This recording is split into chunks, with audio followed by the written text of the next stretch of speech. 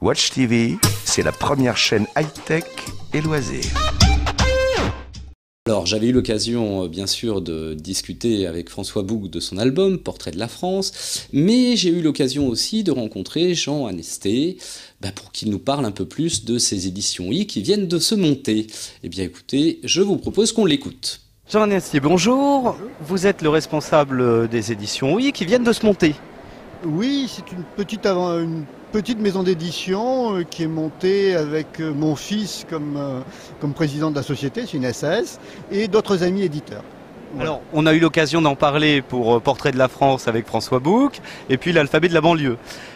Donc on a commencé avec le livre de François, Portrait de la France, et on a enchaîné avec un Giacovitti, le Camas Ultra. Monter une petite maison d'édition comme ça en ce moment, est-ce pas un pari un peu courageux ?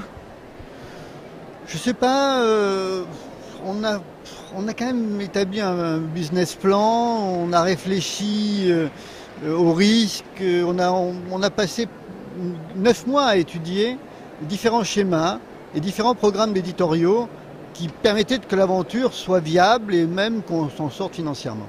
On verra pour l'instant, le démarrage est meilleur que ce qui était prévu dans notre business plan.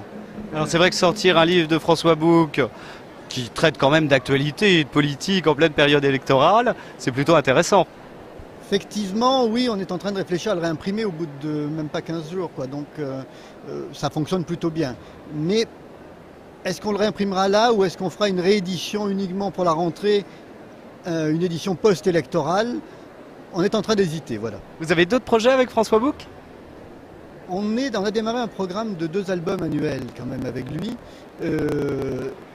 On a dans la même série que le Portrait de la France en préparation un autre ouvrage qui sera l'autoportrait graphique de Bouc et un autre qui sera Artbook justement et qui sera normalement lié à l'année Léonard de Vinci, puisque Jérôme Mouchereau est le voisin de palier de Léonard de Vinci, et où François devrait aborder, si on pousse les choses jusqu'au bout, la symbolique qu'il y a sous-jacente aux œuvres de Léonard de Vinci. Voilà. Et on est en train d'essayer de trouver des contacts avec un musée qui accepterait de faire une exposition Bouc Léonard de Vinci. Donc ça, c'est un projet qui est prévu pour la fin de l'année ? C'est un projet. D'accord. Ce n'est pas une réalisation. Le livre se fera dans tous les cas de figure. Est-ce que ça se fera lié à un musée ou pas? Voilà. Donc ça dépend pas vraiment de moi, ça dépend des dirigeants des musées. S'ils ont envie de se payer un peu d'originalité en associant quand même un travail sur l'image, la réflexion. Il se trouve que François, pour cet aspect-là en tout cas, a quand même est dans la ligne d'une tradition un peu qui remonte au compagnonnage et qui est en filiation directe avec des œuvres de Léonard de Vinci, c'est ce qui peut donner quelque chose d'intéressant. Et la bande dessinée servirait à ce moment-là de palier. Voilà. Donc il se trouve que pour notre maison d'édition qu'on est en train de monter, la bande dessinée n'est qu'un secteur. La maison d'édition va se développer normalement à partir de 2018 avec un secteur sciences humaines important, avec des secteurs sur les traditions, que ce soit musulmanes, importantes, sur la culture chinoise, avec des gens comme Catherine Despeux, pour l'islam, Abdallah Penaud, ou moi-même d'ailleurs, et sur l'hindouisme avec Colette Poggi, ainsi de suite. Donc il y a et aussi un secteur littérature et humour. C'est une vraie aventure, elle est née véritablement d'un ras-le-bol des éditeurs parce qu'on avait certains projets dans les sciences humaines qui ne voyaient pas le jour, notamment des ouvrages sur le détournement du religieux à des fins politiques. Donc on va essayer de remettre les choses avec des universitaires, des penseurs qui sont partie prenante des religions intéressées et qui montrent de l'intérieur à quel point les dérives salafistes, sionistes ou fondamentalistes d'une façon générale sont des aberrations et des détournements à des fins politiques. Je trouve que c'est important aujourd'hui de faire entendre des points de vue très précis doctrinalement et qui changent les choses. On va faire aussi à travers la bande dessinée des ouvrages qui va être par exemple l'islam en 108 ou le salafisme en 108, qui vont sans doute nous attirer quelques amis sur la place, voire sur la planète. Merci beaucoup et à très bientôt. À bientôt, au revoir.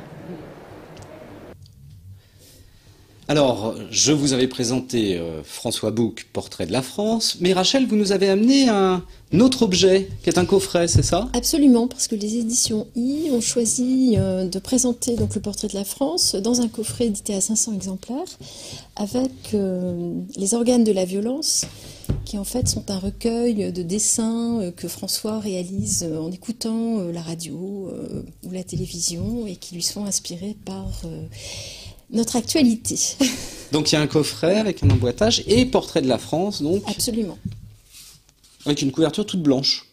Oui, en fait, l'idée, c'est d'avoir un objet qui soit différent de l'ouvrage qui est vendu de manière plus large, puisque l'ouvrage est imprimé à 10 000 exemplaires, alors que celui-ci est vraiment destiné aux connaisseurs, aux collectionneurs, 500 exemplaires. Voilà. D'accord.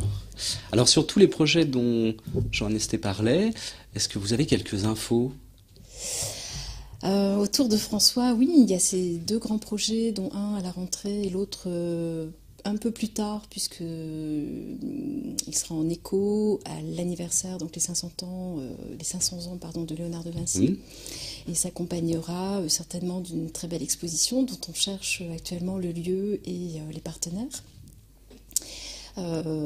Sinon, il y a également un ouvrage qui est sorti début avril, qui est une réédition du Kama Sutra de Giacovitti.